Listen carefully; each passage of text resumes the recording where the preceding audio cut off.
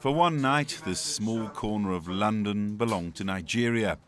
This was a Nigeria session hosted by Access Bank and the Commonwealth Business Council.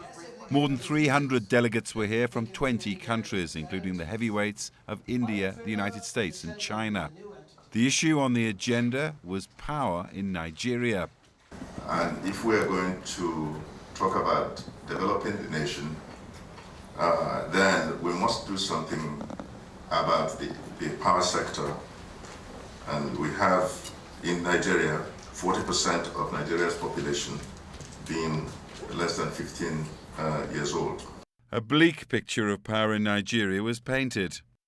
40% of Nigeria's population does not have access to electricity, high operating costs, more than 80% in operating the power industry, the public power industry itself goes into salaries and welfare.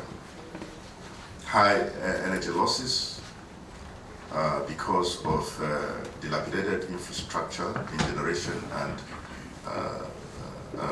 in transmission and distribution. Inadequate expertise, not because the people there are not high quality, it's because of over years of not being investing in retraining them. Part of what has to be done.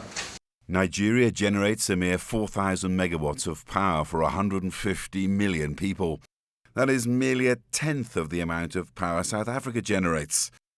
And Nigeria has 3 times the population of South Africa. This meeting heard this dearth of power as a hangover from the past. We're here because for many years during the military era, we did not invest in power. We did not build power plants. And so you find that many of the power plants in Nigeria are quite old.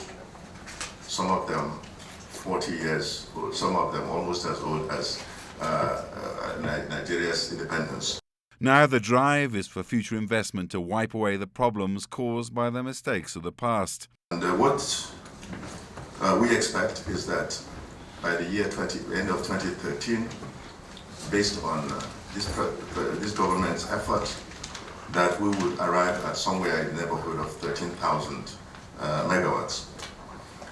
To do that, we need investment by private sector, because the ratio of investment now, the ratio of power now is 70% government and 30% private sector.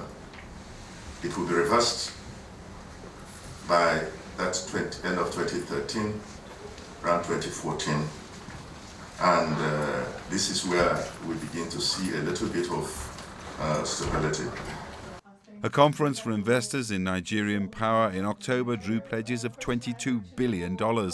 It is hoped that this gathering will raise even more.